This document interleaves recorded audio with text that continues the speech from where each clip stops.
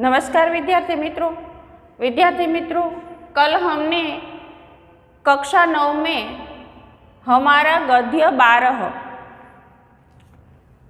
रानी, जिनकी लेखिका है महादेवी वर्मा, इनके बारे में पिछले वीडियो में कुछ जानकारी प्राप्त की थी। पिछले वीडियो में हमने देखा था कि किस प्रकार लेखिका महादेवी वर्मा और उनके दोनों भाई बहन तीनों उनके पिताजी के पास एक छोटे घोड़े की न होने की मांग करते हैं और पिताजी से कहते हैं कि हमारे पास एक छोटा घोड़ा न होना हमारे लिए अन्याय है, हमारे साथ ये अयोग्य है, आपको हमें ये घोड़ा ले देना चाहिए।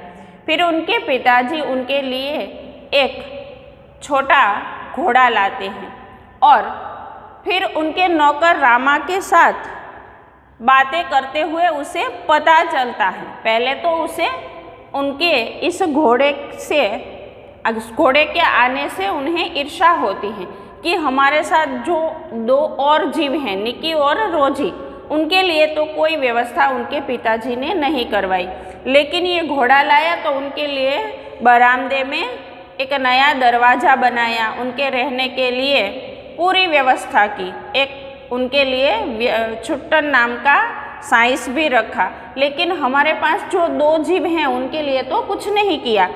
तो ये बात को लेकर उसे गुस्सा आया।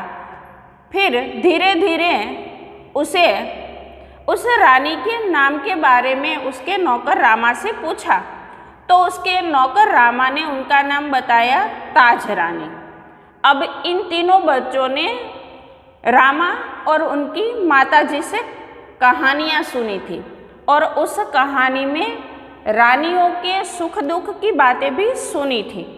तो ताज रानी सुनकर बच्चों को ऐसा लगा कि ये ताजमहल जो उसने चित्र देखा हुआ था ताजमहल का, तो उसे लगा कि ओहो, ये तो ताजमहल की रानी है और कहानियों की रानी की तरह भी इसे भी महल से निकाल दिया होगा और वहाँ पर उसे कितनी सुख सुविधा मिलती होगी।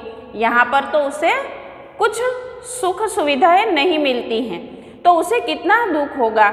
ये सोचकर उसे अब इस रानी के प्रति थोड़ा लगाव हो जाता है और फिर धीरे धीरे किस प्रकार से इनके बीच रिश्ता बनता है, ये अगले वीडियो में आज हम देखेंगे। तो वह इतनी सुंदर थी कि उसकी छवि आँखों में बसी है, हल्का चॉकलेटी चमकदार रंग जिस पर दृष्टि फिसल जाती थी। तो यहाँ पर ये ताज रानी का बाह्य स्वरूप कैसा था, रूप कैसा था, उनके बारे में भी महादेवी वर्मा ने उनका जो वर्णन है वो किया है कि वो इतनी सुंदर थी कि उनकी छवि जो है वो आज भी महादेवी की आँखों में बसी है। उनका रंग हल्का चॉकलेटी और चमकदार था जिस पर दृष्टि फिसल जाती थी, यानी नज़र फिसल जाती थी। खड़े छोटे कानों के बीच माथे पर झूलता अयाल का गुच्छा, बड़ी काली स्वच्छ और पारदर्शी जैसी आंखें, अयाल यानी लगाम। तो ये इतनी सुंदर थी, उनका वर्णन यहाँ पर महादेवी वर्मा लिखती हैं। जैसे उनकी पारदर्शी आंखें हैं, लाल नथुने जिन्हें फुला फुला कर चारों ओर की गंध लेती रहती। उनके नथुने जो हैं वो फुला फुला कर, वो लाल थे, जिसे फुला फुला कर वो चारों ओर की गंध लेती रहती। उजले दांत और लाल जीभ की झलक देते हुए गुलाबी ओठों वाला लंबा मुंह जो लोहा चबाते रहने पर भी क्षत विक्षत नहीं होता था। तो यहाँ पर रानी के मुख की सुंदरता जो है ये महादेवी वर्मा लिखती हैं कि उनका गुलाबी होठों वाला लंबा मुंह जो लोहा चबाते रहने पर भी जरा सा भी क्षत विक्षत नहीं होता था, यानी उनके मुंह के आकार में कोई भी प्रकार की कोई कमी नहीं होती थी। ऊंचाई के अनुपात से पीठ की चौड़ाई अधिक है, सुडौल मजबूत पैर और सघन पूंछ जो मक्खियाँ उड़ाने के काम में मोरछल के समान उड़ती गिरती रहती थी। उनकी पूंछ गाढ़ी मजबूत थी, जो मोरपंख की तरह मक्खियाँ उड़ाने के लिए उड़ती और गिरती रहती थी। उस समय यह सब समझने की बुद्धि नहीं थी। जब ये महादेवी वर्मा बची थी तब ये बात उसकी समझ में नहीं आई थी, परंतु इतने दीर्घ काल के उपरांत भी स्मृति पट पर वे रेखाएं ऐसे उभर आती हैं जैसे किसी अदृश्य शाही से लिखे अक्षर अग्नि के ताप से प्रत्यक्ष होने लगते हैं। लेकिन आज इतने वर्षों के बाद भी महादेवी वर्मा कहती हैं कि आज इतने वर्षों के बाद भी जब भी मैं उसे याद करती हूँ तो मेरी आँखों में इस रानी का चित्र इसी प्रकार से अंकित हो जाता है, इस प्रकार से मेरे सम्मुख आ जाता है जैसे कोई कागज पर लिखे हुए अक्षर हम पढ़ नहीं सकते, अदृश्य हो जाते हैं, उसे सही ढंग से पढ़ा नहीं जा सकता हो। और जब हम उसे जलाते हैं तो आग में जलकर जिस प्रकार ये अक्षर हम पढ़ सके ऐसे सुदृढ़ हो जाते हैं, इसी प्रकार से रानी का चित्र आज मेरी आँखों में इसी प्रकार से मेरे सादृश्य हो रहा है, यानी मेरे सामने प्रत्यक्ष आज भी मेरी स्मृति पट पर उभर रहा है। हम बार बार सोचते हैं कि वह कुछ और छोटी क्यों न हुई होती तो हम रोजी और निकी के समान उसे भी अपने कमरे में रख लेते। लेखिका बार बार यह सोचती है कि ये थोड़ी छोटी क्यों नहीं है। अगर ये थोड़ी छोटी होती तो रोजी और निकी की तरह हम उसे भी अपने कमरे में अपने साथ रख लेते।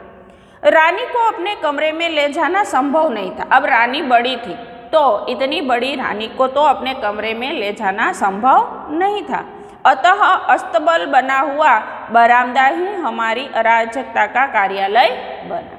अब तो अस्तबल, जहाँ पर घोड़े का रखने की जगह हो, घोड़े का आवास हो, उसे अस्तबल कहते हैं। ये शब्द समूह के लिए एक शब्द के रूप में बोर्ड में पूछा जाता है कि घोड़े का आवास या घोड़े रखने का स्थान, तो उनका उत्तर है अस्तबल। ये शब्द समूह के लिए एक रूप में भी पूछा जा सकता है। तो यहाँ पर ये लोग अब घोड़े को अपने कमरे में तो ले नहीं जा सकते थे रानी को, तो अब बरामदा यानी वरांडा, तो उस बरामदे में ही अब उनका कार्यालय बन गया, यानी अब ये लोग सभी कार्य जो हैं वो बरामदे में ही करने लगे। बरामदा घोड़े बांधने के लिए तो बना नहीं था, अतः उसकी दीवार में एक खुली अलमारी और कई आतोताक थे। अब उनका जो बरामदा था ये घोड़े रखने के लिए तो बनाया नहीं गया था, तो उसमें एक अलमारी थी और फिर दूसरे कई आतोताक भी थे। उन्हीं में हमारा स्वेच्छा विस्थापित और शरणार्थी खिलौनों का परिवार स्थापित होने लगा। तो उन्हीं पर अब ये आते ताक में और अलमारी में विस्थापित यानी स्थान से जो छूटे हुए खिलौने हैं या दूसरे खिलौने हैं, उनको अब वहीं पर इन बच्चों ने रख लिया। रानी के गर्दन में झूल झूल कर, उसके कानों में अयाल में फूल खोस खोस कर और बिस्कुट मिठाई आदि खिला खिला कर थोड़े ही दिनों में हमने ऐसी मैत्री कर ली कि हमें न देखने पर वह अस्थिर होकर पैर पटकने और हिनहिनाने लगी। तो इन बच्चों ने रानी को इतना प्रेम दिया जैसे कि रानी की गर्दन में ये लोग झूलते थे, और उसके साथ साथ उनके अयाल में फूल खोस खोस कर उसे बिस्कुट या मिठाई जो उन्हें खाने के लिए मिलती थी वो रानी को खिला खिला कर थोड़े ही दिनों में इन बच्चों ने रानी के साथ ऐसी मित्रता कर ली कि अब रानी इन बच्चों को अगर न देखे तो वो अस्थिर हो जाती यानी बेचैन हो जाती, और बेचैन होकर अपने पैर पटकने और हिनहिनाने लगती। फिर हमारी घुड़सवारी का कार्यक्रम आरंभ हुआ। अब इन बच्चों को घुड़सवारी सिखाने का जो कार्यक्रम है वो आरंभ होता है। मेरे और बहन के लिए सामान्य छोटी पर सुंदर जीन खरीदी गई और भाई के लिए चमड़े के घेरे वाली ऐसी जीन बनाई गई जिससे संतुलन खोने पर भी गिरने का भय नहीं था। तो अब बच्चों के लिए घुड़सवारी के लिए सामान्य और छोटी सुंदर जो जीन बनाई गई वो दोनों बहनों के लिए बनाई गई, लेकिन उनके भाई के लिए चमड़े के घेरे वाली ऐसी जीन बनाई गई जिसमें संतुलन खोने पर भी गिरने का भय नहीं था। बाहर के चबूतरे पर खड़े होकर हम बारी बारी से रानी पर आरूढ़ होते और छुट्टन साथ दौड़ता हुआ हमें घुमाता। ये तीनों भाई बहन बाहर के चबूतरे पर खड़े होते और बारी बारी से रानी की पीठ पर आरूढ़ होते यानी बैठते, और छुट्टन साथ दौड़ता हुआ उन तीनों भाई बहन को घुमाता। सवेरे भाई बहन घूमते और स्कूल से लौटने पर तीसरे पहर या संध्या समय मेरे साथ यह कार्यक्रम दोहराया जाता। सुबह उनके भाई और बहन को इस प्रकार से छुट्टन घुमाता और शाम को जब महादेवी स्कूल से घर वापस आती तो संध्या के समय उनके साथ ये कार्यक्रम दोहराया जाता, यानी उसे भी उसी प्रकार से रानी पर बिठाकर छुट्टन उसे घुमाता। परंतु ऐसी सवारी में हमारी विद्रोही प्रकृति कैसे संतुष्ट हो सकती थी। लेकिन इस प्रकार छुट्टन उसे हाथ में लगाम पकड़कर धीरे धीरे चलाकर घुमाता था। ये इन बच्चों को किस प्रकार से संतुष्ट कर सकता था। उसे तो रानी पर बैठकर खुद लगाम पकड़कर उसे दौड़ाना था।